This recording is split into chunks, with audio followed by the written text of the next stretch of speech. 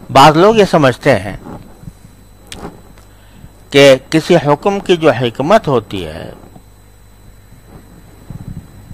وہی اس کا دار و مدار ہوتی ہے، لہذا جہاں وہ حکمت پائی جائے گی وہاں پر تو حکم ہوگا، جہاں نہیں پائی جائے گی وہاں حکم نہیں ہوگا۔ مثلا آج کل کہا جاتا ہے کہ سود کی اصل حرمت کی وجہ کیا ہے؟ ظلم، لا تظلمون ولا تظلمون۔ تو اگر سود کی کوئی ایسی شکل پیدا ہو جائے جس میں ظلم نہ ہو تو وہ حلال ہونی چاہیے۔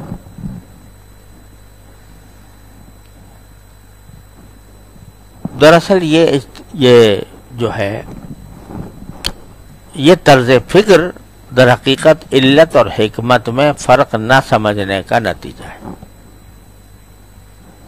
ایک چیز ہوتی ہے کسی حکم کی علت، حکم کا دار و مدار اس پر ہوتا ہے کہ جہاں وہ پائی جائے گی حکم بھی آ جائے گا، دونوں میں ایک دوسرے سے تخلف نہیں ہوتا۔ اور دوسری چیز ہوتی ہے حکمت، یعنی اس حکم کے نتیجے میں شارع وہ کیا فائدہ حاصل کرنا چاہتا ہے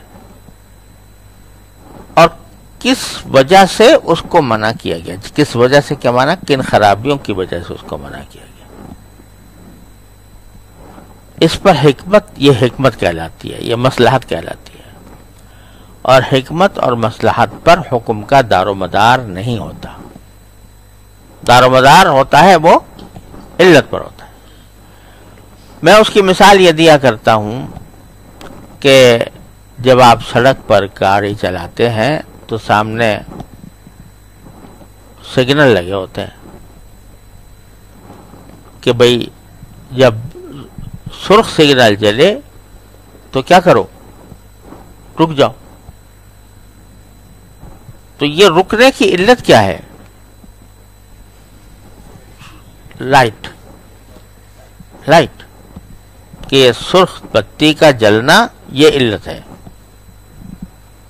اور حکمت کیا ہے؟ حکمت یہ ہے کہ تصادم سے لوگوں کو بچایا جائے، لیکن دار و مدار رکنے کا کائے پر ہوگا؟ سرخ بتی پر،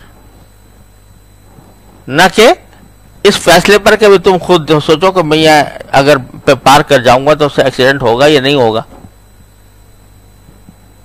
اگر کوئی شخص یہ کہے کہ بھئی بتی بے شک جل رہی ہے لیکن بالکل سڑک میں ایک دو گاڑیاں ہیں، آرام سے گزر جائیں گے، کوئی مسئلہ نہیں ہے، تو وہ کہے کہ بھئی میں اس وجہ سے میں اس سگنل کو کراس کر جاتا ہوں،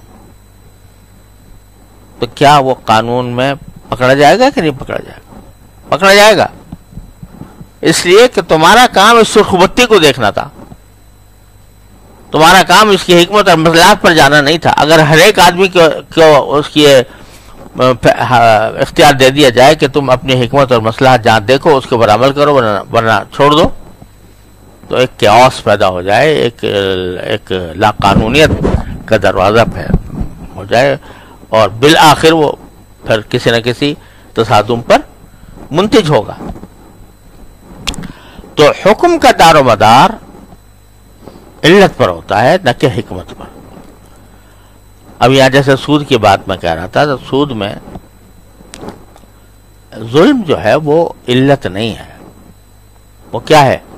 حکمت، کہ سود کے نتیجے میں کسی نہ کسی پر ظلم ہوتا ہے۔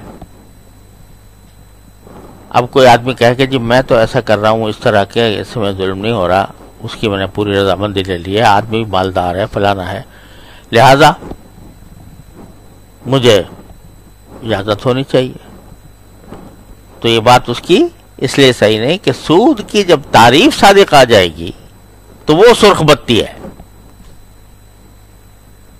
تعریف کیا ہے؟ کل قرض جر نفعا، ہر وہ قرض جو ساتھ میں کوئی نفع لے کر آئے وہ سود ہے، وہ ربا ہے۔ جب یہ پائے گئی تو سرخ بتی جل گئی، اب اگر تم یہ کہتے ہو جی اس صورت میں ظلم نہیں ہو رہا، تو یہ ایسے ہی جیسے کوئی شخص کہے کہ صورت میں ایکسیڈنٹ نہیں ہو رہا. اور اسی کی واضح مثال آج یہاں پر بھی ہے کہ اللہ تعالیٰ نے جو یہ فرمایا کہ اس کے نتیجے میں شیطان تمہارے درمیان دشمنی پیدا کرتا ہے، بغض پیدا کرتا ہے. تو یہ سب کیا ہے؟ یہ علت نہیں ہے بلکہ حکمت ہے.